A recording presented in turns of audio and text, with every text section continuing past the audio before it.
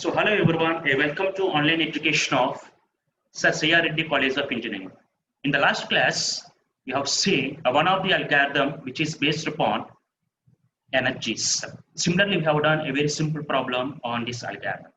Now in this class, we are going to consider one more algorithm that is nothing but using a discrete time intervals.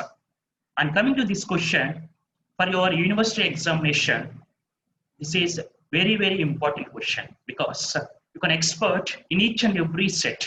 The same question you can expert in each and every set of the paper. So that's why I give a lot of importance for this topic. This topic is, this algorithm is general hydrothermal scheduling using a discrete time intervals. Using a discrete time intervals.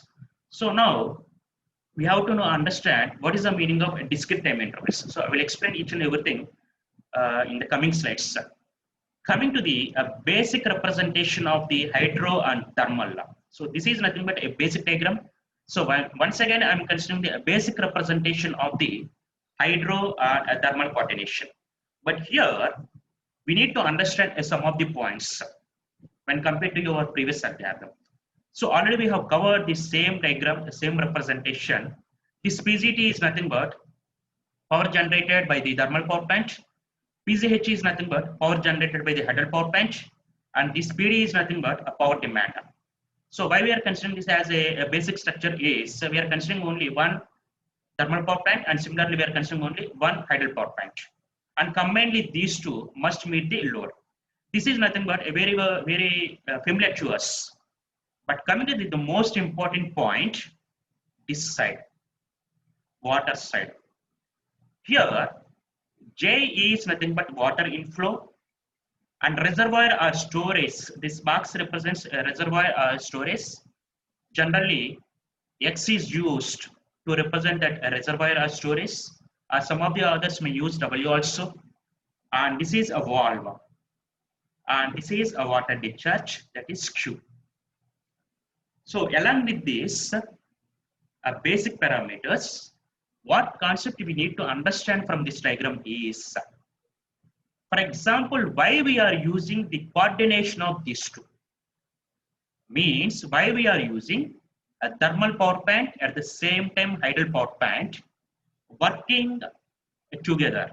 The main objective is to minimize the fuel cost of the thermal power plant. Because when we are considering the fuel cost of the total unit, it is nothing but the fuel cost of the thermal plus fuel cost of the hydel. But when you are considering the hydel power plant, the source is nothing but water. When you are considering the water, the fuel cost is nothing but negligible, or we can say zero. So that's why when we are talking about the fuel cost of the total unit, we should consider only the fuel cost of the thermal power plant only. So our main objective is in this one, we need to minimize the fuel cost of the thermal power plant. So how we can minimize? That is very important. So combinedly PGT and PGH must meet the load. Now tell me, try to understand here. In what cases we can operate hydel power plant? In what cases we can operate hydel power plant? That is depends upon J value, similarly reservoir storage, similarly water discharge. For example, let's consider coming to the reservoir. So in that reservoir, some amount of water is stored in that reservoir. That is represented with X value or a W value. But when you come to the short-term scheduling, you may consider a R by R or a day or within a week. For example, let us try to take a 1 week of time period. So 1 week of time period means, let us assume from Monday to Saturday. From Monday to Saturday, because when you are talking about hydel power generation, definitely we must consider a time interval. Definitely we must consider time interval, because here the most important constant is water availability. So already I told you in the morning class, water availability is depends with respect to the time. So water availability may not be present in all the time. So that's why with respect to time, we need to consider, or we need to understand these these parameters. For example, let's consider 1 week of time period. So in that 1 week of time period, from Monday to Saturday, whatever the water is there on Monday, that is nothing but initial storage of the water. Let us try to take X naught value. X naught is nothing but initial storage of the reservoir. Similarly, whatever the water is there at the end of the time period, means on Saturday, that is nothing but X1 or X dash. Similarly, you can represent it X dash or X1. So X naught is nothing but the initial storage of the water, whereas X1 or X dash is nothing but at the end of the period, the representation of the storage. So from this, we need to understand X naught. What is the meaning of X naught? Similarly, what is the meaning of X1 or X dash? So X naught is nothing but water storage at the beginning of the time period. X dash is nothing but water storage at the end of the time period. So for the sake of easy explanation, let us assume the time period is from Monday to Saturday. So whatever the water is there on Monday, that is nothing but at the beginning of the time period. So that's why we are calling that one as X naught or X0. Similarly, at the end of the time period means Saturday. So whatever the water is there on the Saturday, we are representing that one as X1 or X dash. So this is nothing but the representation of the water which is present in the reservoir at the beginning of the time period, at the same time end of the time period. That is related to the reservoir. And the most important thing is water inflow. That is J value. So now tell me here, PGH means power generated in hydel power plant. Now tell me this value is depends upon how many parameters and what are the parameters. I want to generate the power by using hydropower plant. Now tell me this PGH is depends upon how many parameters. For example, when you're considering the right side of the PGH, here 3 parameters are there. The first one is water inflow, similarly a reservoir, and similarly water discharge. So water inflow is nothing but when the water is incoming, that will be stored in this reservoir, and based upon the water inflow, X dash or X1 is depends, that is nothing but a level of the water in the reservoir, and based upon this point, you may open this valve. So once you open this valve, then automatically from this, you can operate this power plant. So once you open this valve, then automatically some amount of water is discharging from the reservoir. That is nothing but a water discharge, that is Q. Means mainly your PGH depends upon water discharge at the same time, reservoir storage at the same time, inflows. All these 3 parameters are very, very important in order to generate the power by the hydropower plant. So water inflow is also very, very important. Similarly, reservoir level is also very, very important. Similarly, water discharge is also very, very important. For example, let us forget these 2 points. Let's try to understand the relation between PGH and water discharge. Now tell me, these 2 are directly proportional or inversely proportional? Water discharge at the same time PGH. Let's respond in our chat box. Don't think about your J at the same time reservoir. Just consider only PGH and water discharge. These 2 are directly proportional or not? Or just tell me what is the relation between PGH and water discharge. Yes, I got the response. That is from 18 series 250. Yes, very good. Directly proportional means if you want to generate more and more power, if you want to generate more and more power from the hydropower plant, what we need to do is we need to open a valve. So when you are using PGH, if you want to generate more and more power, then automatically we need to open the valve also. Then automatically whatever our water discharge is also more and more. So when the water discharge is more, then automatically your power generation is also more. So that's why these 2 are nothing but directly proportional. Coming to the reservoir, now tell me here, PGH and the reservoir levels, directly proportional or not? PGH and the reservoir. For example, let us consider reservoir level of the water. When the level of the water is more and more, then automatically you can generate more and more power from the hydropower plant. So that's why mainly PCH is depends from these three parameters. Out of these three parameters, your PCH is depends only on these two parameters. That is a reservoir level at the same time water discharge. Your PCH generation is depends mainly on reservoir level at the same time water discharge. So that's why we can write the PCH is nothing but the function of reservoir level at the same time water discharge. This is very, very important. This is very, very important. Try to understand this PCH is mainly depends upon reservoir level at the same time water discharge. When the level of the reservoir is more and more, then automatically we can generate more and more power. When you want to generate more and more power, then automatically we have to allow more and more water for discharging. So that's why we can say this PCH is mainly depends upon the level of the reservoir at the same time water discharge. So this is what we can understand from this one. Similarly, let us go to one more point, that is steps in discrete time intervals method.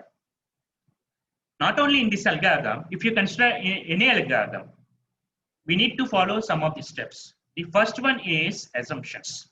What points we are going to consider as assumptions? So in the previous algorithm, that is in the first algorithm, we assumed 3 points related to the thermal energy, related to the hydro capacity, and related to the last one is constraint. Similarly, in this one also, we need to consider some of the points as assumptions. So what are these assumptions? So once we assume some of the points, then after that, we will go for a mathematical formulation. So if you are considering the mathematical formulation, we must have an objective function. Similarly, constraints also. So combinedly, we can write a mathematical formulation. So how we can write the mathematical formulation? By using auxiliary function. That is equals to objective function plus lambda into constraints. And in this one, one more new concept is discretization principle. So once you know the objective function plus operational constraints, we can form the mathematical formulation. But the thing is, some extra procedure we are using in this one. That is nothing but a discretization. So that's why by applying this principle for our objective function and operational constraints, again we need to write objective function at the same time operational constraints. Then we can go for a mathematical formulation. That is by using a Lagrange function. So first we need to take assumptions. So after this, we need to go for a mathematical formulation with the usage of objective function plus operational constraints. But in this algorithm, we are using some discretization principle. So that's why we need to apply this discretization principle to our objective function plus operational constraints. So then we can rewrite our objective function and operational constraints by the usage of discretization principle. So after that, we can use a Lagrange function. That is nothing but objective function plus lambda into constraint. So after that, what happens? In order to get the solution, we must do the partial differentiation with respect to the dependent variables. So if you want to do the partial differentiation, we must know what are the dependent variables are there. So once you do the partial differentiation and make it to 0, then you will get the solution. And finally, we can see the algorithm. So every one of us know that what is the meaning of algorithm. Simply it assumes that it represents what are the steps we need to follow for getting the solution. So this is nothing but a normal steps in each and every algorithm. So first let us consider our first one, that is assumptions. So what are the assumptions we are going to consider in this one? The first one is storage of hydro reservoir. For example, if you are consider 1 year or 1 month or 1 day, or depending upon the requirement, you may consider whether it may be short term or long term. But according to our syllabus, we have only short term is there. Short term means either 1 day or 1 week or hour by hour. So that is nothing but our time period. So just now I explained, I have taken 1 week of time, that is from Monday to Saturday. So in that particular time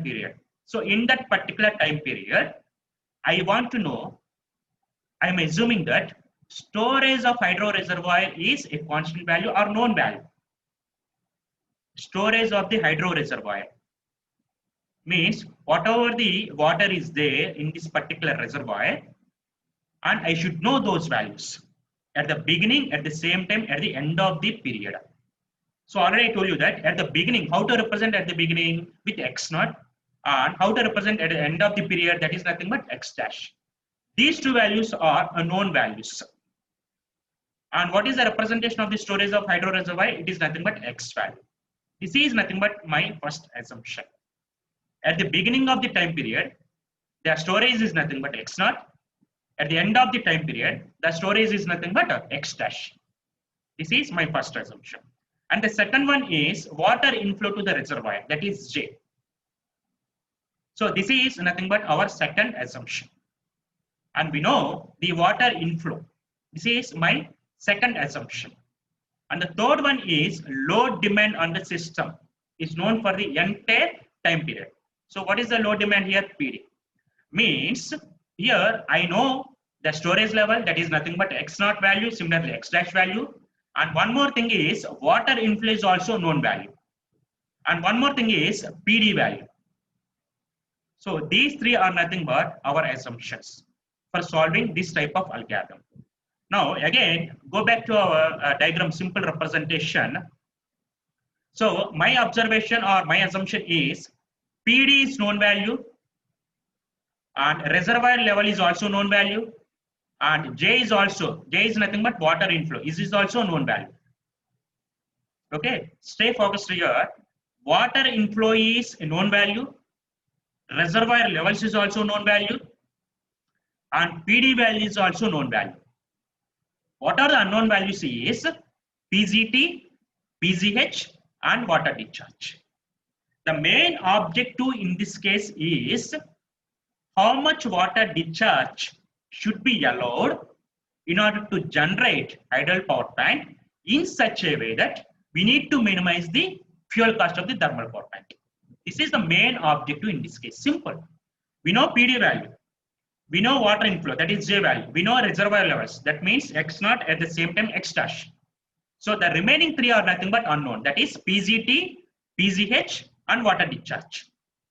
So what is the main objective in this case is how much water discharge is allowed in order to generate PGH in such a way that we need to minimize the fuel cost of the PGT. That is a simple thing. So finally, our objective is we need to find out Q value. Let me show this. So this is nothing but a problem formulation. So what is the main objective here? The problem is to determine Q of T. Here Q of T is nothing but discharge, or we can say the water rate also, so as to minimize the cost of the thermal generation. This is nothing but a problem formulation. Okay, so how we can represent this one is CT value is equals to 0 to T C dash PGT of T into DT. So where CT is nothing but the fuel cost function for the thermal power plant. So already I told you that either we can use C or we can use F also. So it varies from other to other. So either you can use CT or either you can use FT also. Both are same. But why we are using here integral? That is very, very important. For example, if you assume the time period is nothing but 1 week from Monday to Saturday. If we ask you that, what is the water discharge from Monday to Saturday?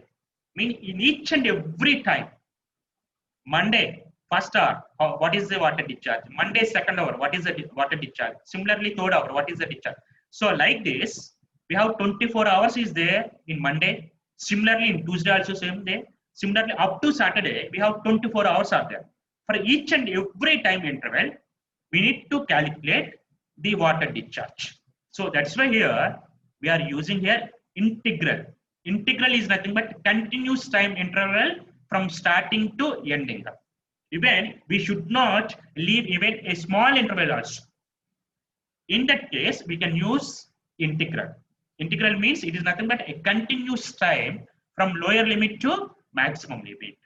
This is nothing but a normalized fuel cost function for the thermal power plant into dt. This is nothing but a problem formulation. Understanding everybody? So our main objective is how much water discharge is to be allowed in order to generate the ideal generation so as to minimize the cost of the thermal generation. Simple. This is nothing but our main objective in this algorithm. So our main objective is to minimize the fuel cost function. That means CT. We need to minimize this CT. So that's why this function is called as objective function. Understanding everybody? And now this is nothing but a problem formulation, or we can say this one as objective function. Now let's try to go for constraints. What are the constraints are there in this one? The first one is power balance equation, very much familiar to us. What is the power balance equation? PD plus PL is equals to PG. PD is nothing but load power, PL is nothing but lost power, and PG is nothing but generated power. Here, generation is done by both the plants, idle power plant at the same time, thermal power plant. So how we can write in terms of continuous equations? Why we are using here continuous? From 0 to t, we need to consider for each and every second of time. So that's why we are taking integral time.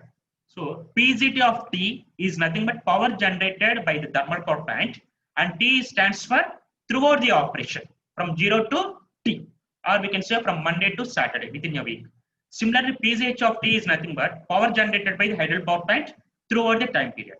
Similarly, we can write here PL and PD. This is nothing but power balance equation. PG minus PL minus PD is nothing but power balance equation is equals to 0. Okay, very much familiar to us. And next one is, one more constraint is, already I told you that when we are considering here idle power generation, the most important constraint is water availability. So water availability, how you can write this water availability? This is nothing but a water availability equation. So already I told you that what is meant by x of 0, what is meant by x of t. So x of 0 is nothing but initial storage of the water in the reservoir. And x of t is nothing but at the end of the time period, what will be the storage in the reservoir. And what about your J value? J value is nothing but inflow, and Q value is nothing but outflow, or we can say discharge. But how to write this equation? Here minus 3 is used, here plus is used. How you can write this equation as? Let me try to explain the same concept here. For example, let us consider one reservoir is there. One reservoir is there, and from Monday to Saturday. I am considering at Monday, the water which is present in this reservoir is X0. Here, no need to by heart any equations. Try to understand the concept. Try to understand the concept. So I am considering the reservoir, and the time period is from Monday to Saturday. So whatever the water is there in the reservoir on Monday, that is nothing but X0. So already I told you that X0 is nothing but water which is present in the reservoir at the beginning of the time period. So when the inflow is coming to the reservoir, when the inflow is coming to the reservoir, that is nothing but J, then what happens in the reservoir? Then automatically the level of the water is increases. The level of the water is increases. So as you move from Monday to Saturday, then automatically when the water flow is there in this particular time period, then the water level is increases in the reservoir. So that is nothing but X1 or X dash. Understanding everybody? So X0 is nothing but the water which is present in the reservoir at the beginning of the time period. When you are considering the water inflow, automatically this water is incoming and will be stored in the reservoir. Then automatically what happens? This incoming water will be added to the already existing water. Then automatically the level of the water is increases. That is nothing but the representation is X1 or X dash. Okay. Now, when you are going to generate power by the usage of idle power plant, then automatically some amount of water will be thrown outside. That is nothing but discharge. So how you can represent here discharge? With Q. So this is nothing but a simple representation.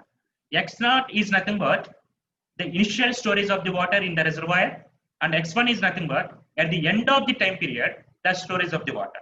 And J is nothing but water inflow, and Q is nothing but water outflow. Now, I want to write the equation. I want to find out, or I want to write the equation X1 in terms of the remaining parameters. How you can write? I want to write X1 or X dash in terms of the remaining parameters.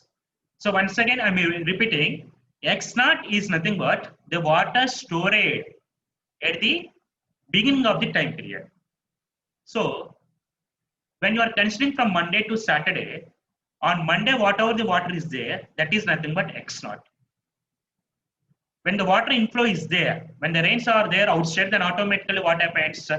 The huge amount of water is coming to our reservoir. That amount is going to store in our reservoir. Okay, with respect to the inflow rate. Then automatically what happens here? Water level is increases from X0 to X1. Okay. Similarly, when you want to generate power by the usage of hydro power plant, so we need to consider a discharge also. Because when you release the water, then only we can generate the power. That is nothing but a water discharge. That is nothing but water discharge. Now tell me X1 in terms of remaining parameters. How you can write it? X1 in terms of remaining parameters. Just respond anyone in our chat box. How you can write X1 in terms of remaining parameters. This is nothing but, let us consider initial stress, or we can say input, and this is nothing but our output, X1. So how you can write X1 or X dash in terms of the remaining parameters? Simple, that is X1 is equals to, let me check one chat box because I got response from somebody. That is 18 series 221, that is J by Q into X naught. So let's see here. So here X1 is equals to X0 plus J minus Q. Because what is the meaning of here X1? At the end of the time period, listen, at the end of the time period, what will be the water which is present in the reservoir? That's it. That is nothing but X1. So how we can write it? So X0 plus, what is my X0 here? Already existing water plus input water minus output water. Simple. X1 is nothing but already existing water plus input water minus output water. So like this you can write here X dash is equals to X0 plus J minus Q, where X0 is nothing but the water which is present in the reservoir at the beginning of the time period.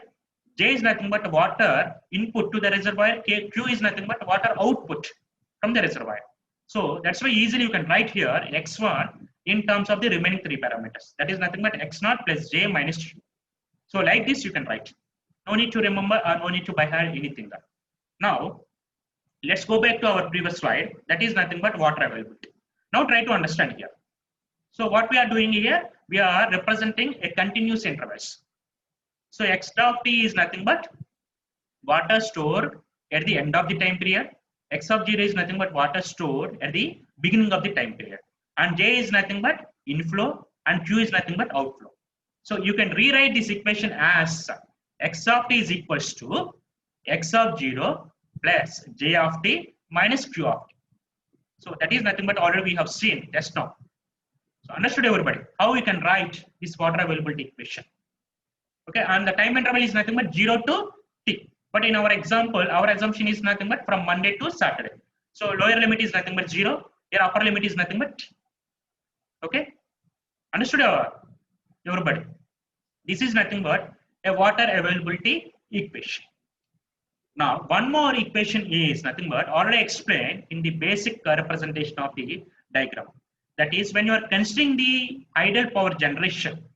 When you are considering the idle power generation, it is mainly depends upon water reservoir means reservoir level at the same time discharge.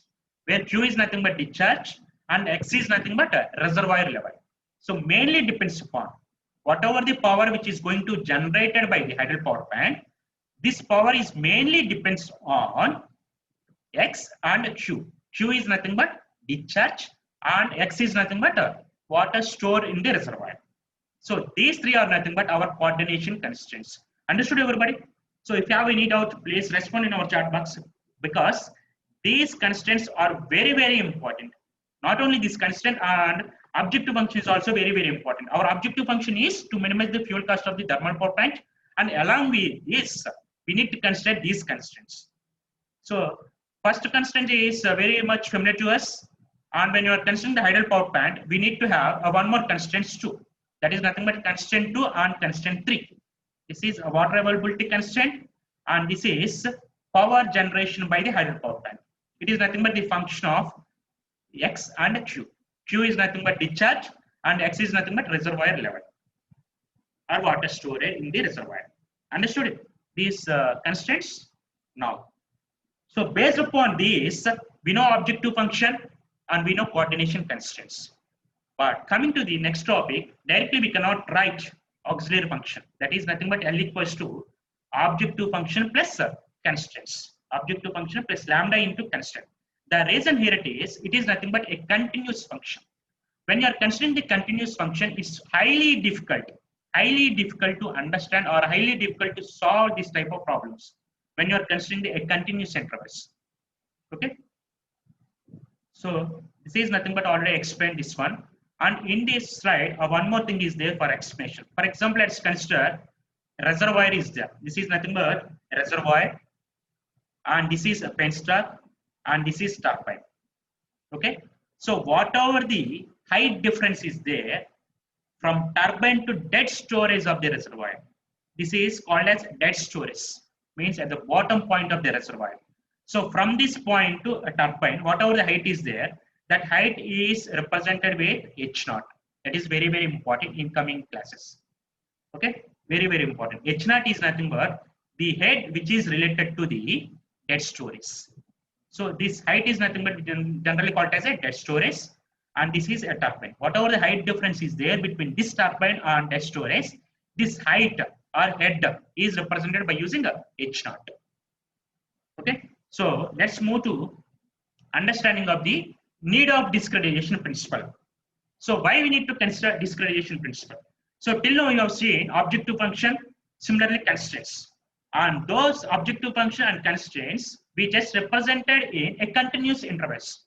Continuous interval means integration, but when you are taking it directly, almost it is highly complex. We cannot solve that much of that type of problems very easily. So that's why what we will do is we are using a one more principle, that is nothing but a discretization principle. So how you can understand or how you need to use this discretization principle? So by taking a generalized example, try to understand this example. For example, here I am considering only a small circle. One circle is there. If I ask you that, find out the length of the circle. Find out the length of the circle in centimeters or meters, whatever it is. And for that, if I give you one scale, how you can find it? Tell me. One circle is there.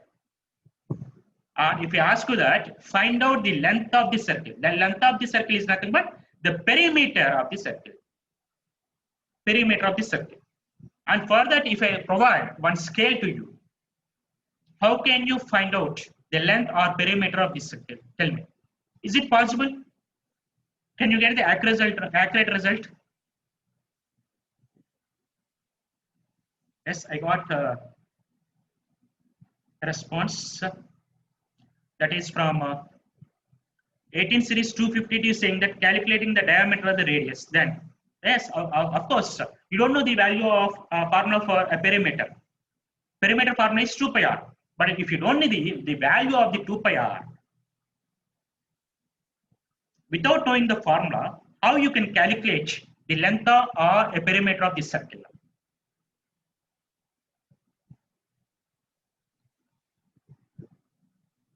Tell me anyone. You don't know formula, that is 2 pi r. Your objective is to find out the length of the circle, or we can say perimeter of the circle. So for that, you have only one scale is there. How you can find it?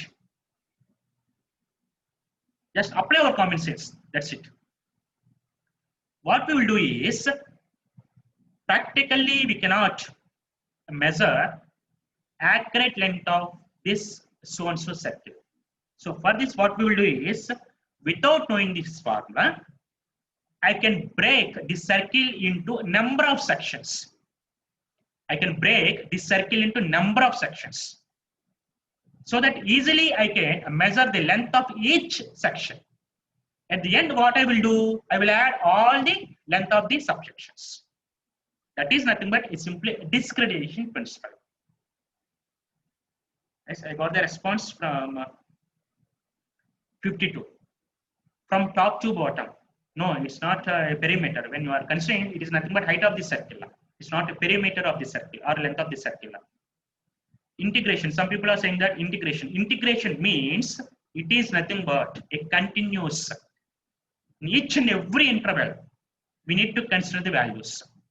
But instead of doing like this, what I will do is, I will break this circle into a smaller sections. Then automatically I can measure the each length, the length of the each section. So at the end, I will do is, I will add all the length of the subsections. And the corresponding diagram is this one. So initially one circle is there. This circle is going to cut into number of sections. Now, by the usage of scale, easily I can measure the length of this part. Easily I can measure this length of the part. Similarly, I can measure this length of the part. Similarly, I can measure this section length. Similarly, I can measure this section length. So, like this I will do. At the end, how can I get the answer? Simply I will add all the lengths of the each sections. Then I will get the answer. That is the difference between continuous and discrete. Now we will see what is the difference between a continuous and discrete. For example, when you consider the continuous, this is nothing but continuous. It is nothing but a more complex. But when you are considering the here discretization, it is nothing but a more flexible. Easily you can calculate. And one more difference is, when you are considering the continuous signals, it takes a lot of time for getting the solution. But when you see the here discretization principle, with the usage of computer, easily we can solve. Because when you are considering the computer or calculator, these are nothing but a digital devices. So it is having only a lower value and a higher value only. But when you are considering the continuous intervals, we cannot solve by the usage of a computer. So that's why easily you can get the answer with the usage of computer. This is a most important difference between continuous and discrete.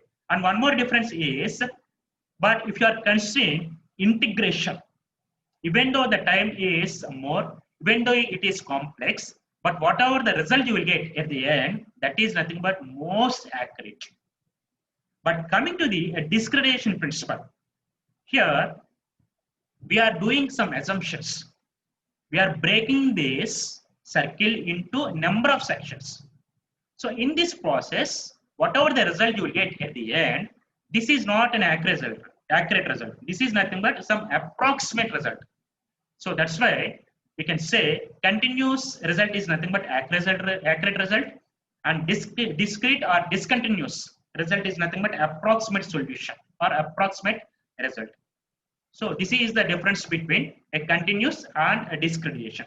Now whatever the concept is there, discretization, we want to apply the same concept to our mathematical formulation of the objective function plus constraints. Now let's try to redefine our mathematical form using a discretization principle. First, let us try to redefine our objective function.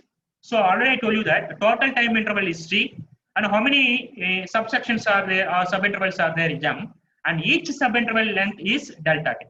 In the first algorithm, we assume this length is nothing but HM, but in this one we are considering delta T. So in each and every subinterval, the length is or the time is constant. The total time is T, and we are going to subdivide the total time period into number of subintervals, which is going to be represented by M, and the each and every subinterval duration is delta T. So how to redefine? This is nothing but your previous representation of the cost function in continuous time. But how to represent this continuous time in discretization principle? This one, sigma M equals to 1 to M. It is nothing but cost function. Already we have used the same representation in the first algorithm itself, where sigma is nothing but into number of sections. Small m is nothing but lower limit, and capital M is nothing but upper limit or maximum number of subintervals. Okay, this small m is varies from 1 to capital M, means lower limit to maximum limit. So like this, you can convert any function from continuous to discretization principle. So already I told you that CET is also represented with FT. That is nothing but cost function of the thermal power plant.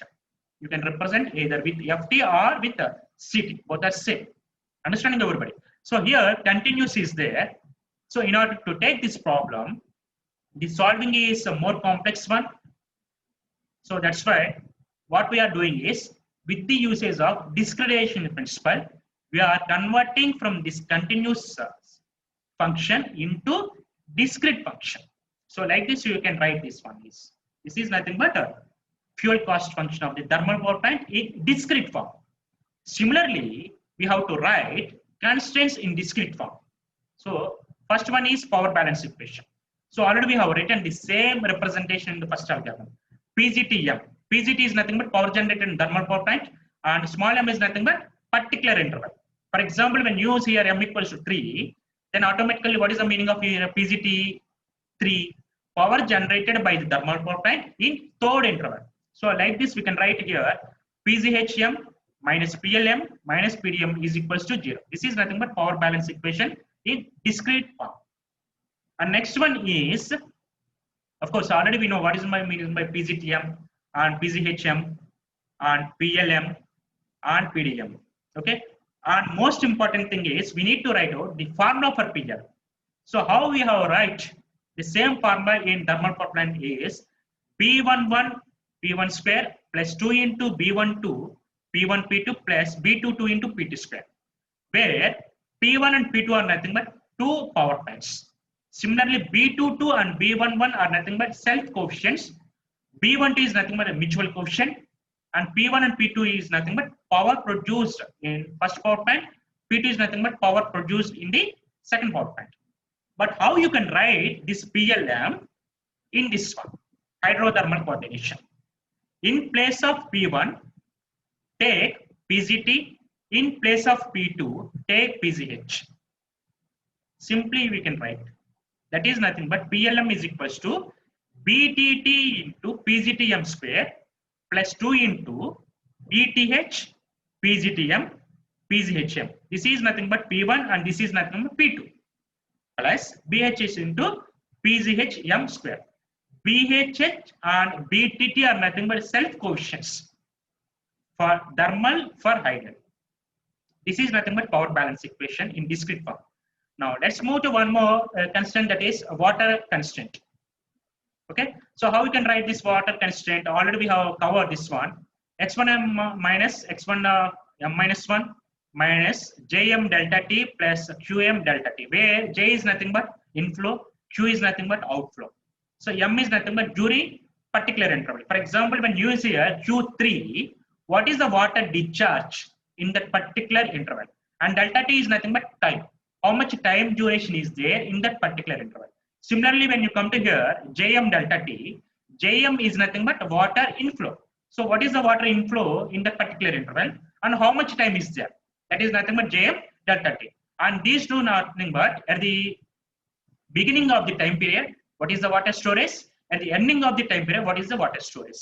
This is nothing but water availability. So already we know the terminology. Okay.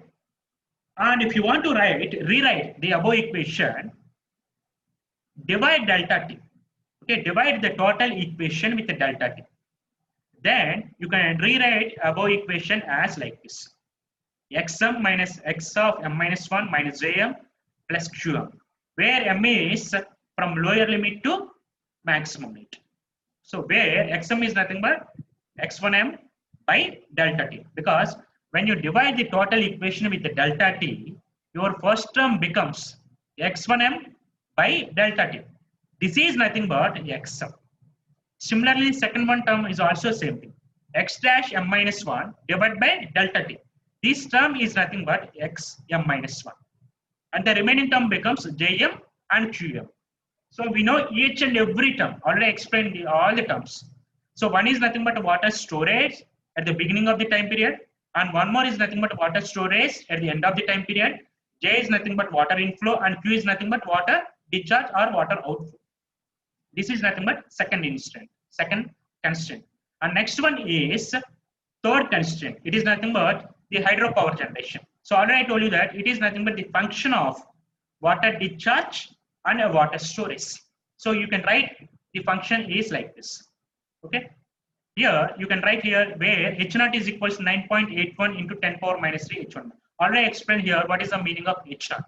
It is nothing but a basic dead corresponding to the dead storage. Okay. And E is nothing but some correction factor is there. How we can get the correction factor is from the practical data only. So we need to get here correction factor from the practical data itself. And rho is nothing but non-effective discharge. Means, what is the meaning of non-effective discharge? Means, even though if you are unable to generate the power, means if you are operating your hydel power plant under running condition, means under running condition means under no load condition, at that condition also, we need to pump or we need to discharge some amount of power or some amount of water. That is nothing but here rho. So under no load condition also, we need to discharge some amount of water. That is nothing but rho value. Okay, this term is related to the discharge. This term is related to the storage, and this is nothing but head. So finally, how can write PCHM is nothing but it is completely depends upon head and storage and discharge. Just now already explained what parameters are there to influence the generation of the hydel power plant. This is nothing but our third constraint. So till now we have seen objective function, we have seen a constraints. So when we have objective function, similarly when we have the constraints, easily we can write a mathematical formulation. Before going to actual mathematical formulation, let me tell you here. For example, if constant is equals to 1, then how we can write L equals to objective function plus lambda into constant. This is nothing but auxiliary equation. But if you have two constraints, how we can write L equals to objective function plus lambda 1 into constant 1 plus lambda 2 into constant 2. Similarly, if you are considering constant is equals to 3, then how you can write objective function plus lambda 1 into constant 1 plus lambda 2 into constant 2 plus lambda 2 into constant 3. So in this one, we have objective function is there, that is nothing but fuel cost of the thermal generator, and constant 1 is nothing but power balance equation, constant 2 is nothing but water balance, water equality constraint, and constant 3 is nothing but hydro generation constraint. So in this case, we have one objective function and three constraints. So that's why we need to use here last function, that is objective function plus lambda 1 into constant 1 plus lambda 2 into constant 2 plus lambda 3 into constant 3. So this is nothing but a generalized mathematical representation. Coming to the technical point of view, here we need to use lambda 1m, lambda 2m and lambda 3m. Why we are using here m? Already I told you that we have converted from continuous to discrete. So lambda 1 value in that particular interval, lambda 2 value in that particular interval, where m is nothing but particular interval. It may varies from 1 to capital M. And the solution is L equals to, this is objective function plus lambda 1 into one constant and lambda 2 into one more constant and lambda 3 into one more constant. This is our objective function. This is our power balance equation, constant 1. This is our water storage or water availability constraint, and plus lambda 3 into, this is nothing but hydropower generation constraint. This is third constraint. And coming to the solution, how to get the solution is, we need to differentiate with respect to the dependent variables. So when you do like this, then automatically we can get the solution. Of course, we are running out of time, so that's why we will see the same solution in the next class. So meanwhile, try to solve this equation. This is our objective function, constant 1, this is constant 2, this is constant 3. Do the partial differentiation with respect to the dependent variables and make it to equals to 0. Then automatically we will get the solution. So in the next class, we will see the remaining concept. Okay. So with this, I will conclude the today's topic. Thank you very much.